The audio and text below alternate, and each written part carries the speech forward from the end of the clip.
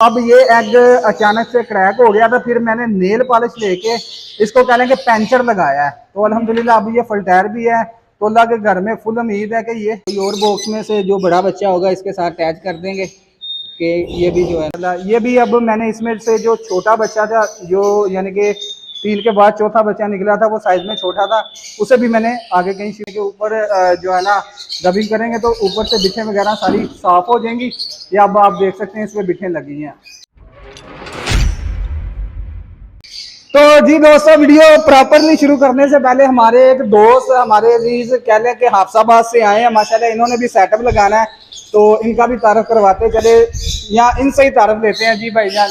जी आप माशाल्लाह, आपका काम मुझे बहुत अच्छा लगा है और मेरा भी इरादा बन रहा है सेटअप बनाने का। इंशाल्लाह आपके साथ अटैच रहेंगे और कोई मसला मसाइल होगा हम आपको पूछेंगे। इंशाल्लाह जी, इंशाल्लाह जरूर इनको भी साथ लेके चलेंगे और जो जो इनको मुश्किलात आने तो नहीं देंगे, बहरहाल इनको साथ लेके गेम का एंजॉय करवाएंगे। तो चले, जो हमने टिपें बताई थी वो साथ साथ आपको दिखाते हैं प्रैक्टिकली करके, और जो जो प्रोग्रेस आई है वो भी दाबड़ की आपके साथ शेयर करते हैं। जी दोस्तों, सबसे पहले बॉक्स खोलते हैं। 46 नंबर बॉक्स है, इसमें कामन लटीनों का यानी पेड़ लगा हुआ है, फीमेल अंदर है, ये आप देख सकते हैं। माशाल्लाह ये 4 चीक इसने जो है ना निकाले हुए। इधर मैंने आपको बताया था साइजिंग का, साइजिंग हमने करनी है। तो ये डिफरेंट बॉक्सेस के बच्चे हैं, आप देख सकते हैं। एक ही साइज के मैंने 4 बच्चे इसके नीचे रख दिए हैं। बहुत से दोस्त कंफ्यूज हो जाते हैं कि अगर हम दूसरे बॉक्स के बच्चे निकाल के यानी एक बॉक्स से दूसरे बॉक्स में शिफ्ट करेंगे तो फीमेल मारेंगी, यानी कि उन्हें एक्सपायर कर देंगी। तो ऐसा कोई मसला नहीं रहता, आप देख सकते हैं। इस तरीके से आपने साइजिंग करके यानी कि 100% आपने रिजल्ट देना है, ताकि हर बच्चे को फीड भी मिल सके और प्रॉपरली अच्छे तरीके से ग्रो कर सके। इसी तरह अगला बॉक्स दिखाता हूँ, जिसमें मैंने इसमें जो छोटे बच्चे थे उस बॉक्स में शिफ्ट किए हैं। तो 242 नंबर बॉक्स है, इसमें अल्बाइनो ब्लैकेज का जोड़ा है, ये आप देख सकते हैं माशाल्लाह। इसमें भी आप देख सकते हैं माशाल्लाह 4 चिक निकल आए हैं, एक एग अभी पड़ा हुआ है। इंशाल्लाह ताला ये भी जल्दी हैच हो जाएगा। फिर माशाल्लाह ये भी, अब मैंने इसमें से जो छोटा बच्चा था, जो यानी कि 3 के बाद चौथा बच्चा निकला था, वो साइज में छोटा था, उसे भी मैंने आगे कहीं शिफ्ट कर दिया है, ताकि ये इक्वल एज के इक्वल साइज के बच्चे हैं। ये इसको इस तरह करने का फ़ायदा ये होता है कि सब इक्वल साइज के और सब अच्छे तरीके से फीड भी लेते हैं। जब छोटा बच्चा रहेगा इस बॉक्स में तो बड़े बच्चे फीड लेते रहेंगे और छोटे बच्चे को फीड नहीं मिलेगी। एट दी एंड भूख ना पूरी होने की वजह से वो सोखड़े में चला जाएगा और फिर एक्सपायर हो जाएगा। ये तरीका आपने लाजमी अपनाना है कि साइजिंग करें बच्चों की और बच्चों को बचाएं, ताकि आपको अच्छा रिजल्ट मिले। इसी तरह दोस्तों अगला बॉक्स है, इसमें अभी बच्चे निकलने स्टार्ट हुए हैं, यानी कि छोटे छोटे बच्चे हैं। ये आप देख सकते हैं, अभी 3 बच्चे निकले हैं, 3 एग मजीद पड़े हुए हैं। इंशाल्लाह ताला ये भी अनकरीब जो है ना हैच हो जाएंगे। इनमें भी देखें कि जो छोटे बच्चे हैं वो इक्वल यानी कि एज और साइज के हैं। इसी तरह 47 नंबर बॉक्स है दोस्तों, इसमें भी माशाल्लाह आप देख सकते हैं कामन लटीनों का पेयर है। इसके नीचे अभी 3 बच्चे हैं, कोई और बॉक्स में से जो बड़ा बच्चा होगा इसके साथ अटैच कर देंगे कि ये भी जो है ना, ये अब देख सकते हैं इनके पोटों में आप फीड वगैरह माशाल्लाह अच्छे तरीके से फीड करवा रहे हैं।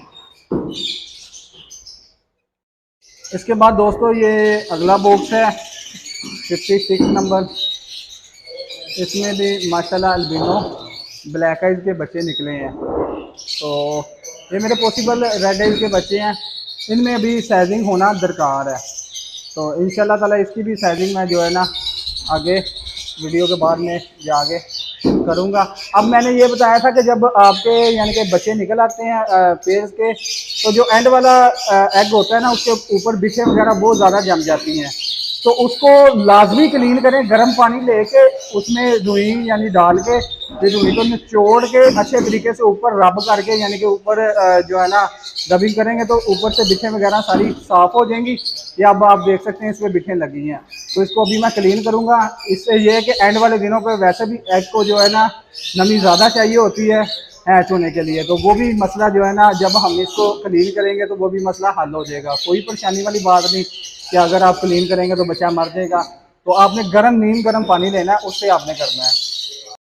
तो जी दोस्तों अगली टिप आपके साथ शेयर करते हैं कि इसमें चीज़ आपसे जो डिस्कस करनी है, ये आप देख सकते हैं कि एग के ऊपर रेड कलर का निशान लगा है।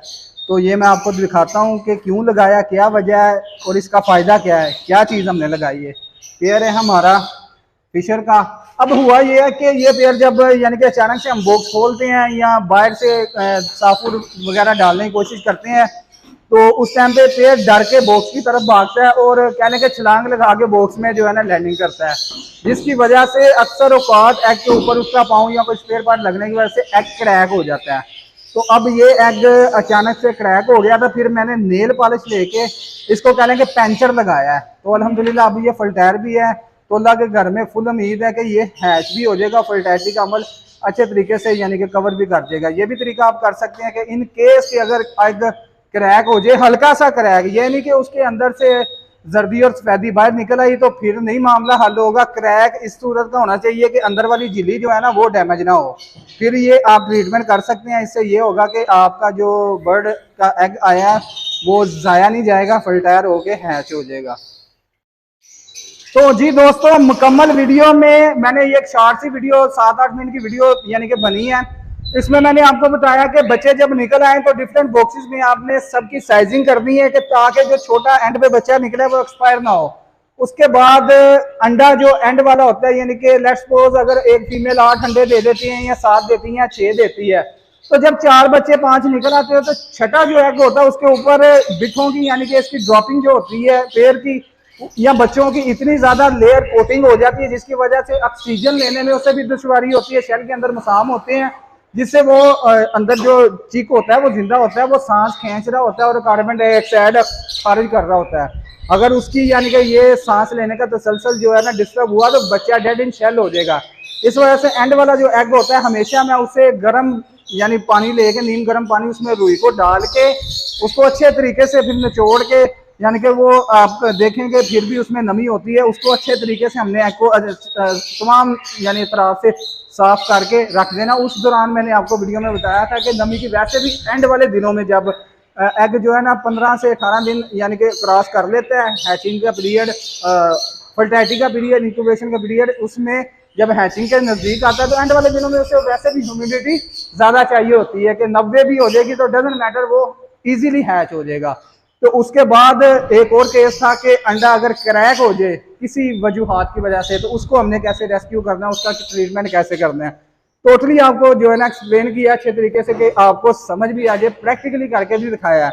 तो माशाल्लाह बॉक्सेस बहुत ज़्यादा हैं जिनमें ब्रीड आई हुई है, तो दिखाते दिखाते वीडियो अच्छी खासी लंबी हो जानी थी, इसलिए हमने शार्ट सा कंसेप्ट क्लियर किया कि आपने इस तरीके से लेके चलना है गेट को। तो अगर वीडियो पसंद आई है तो अपने अच्छे अच्छे कमेंट सेक्शन में लाजमी दीजिएगा, दुआओं में लाला एवरी को याद रखिएगा। इसी के साथ हमें इजाज़त है, इंशाल्लाह ताला जल्दी एक नई टिप के साथ दोबारा आपकी खिदमत में हाज़िर होंगे, तब तक के लिए अल्लाह हाफ़िज़।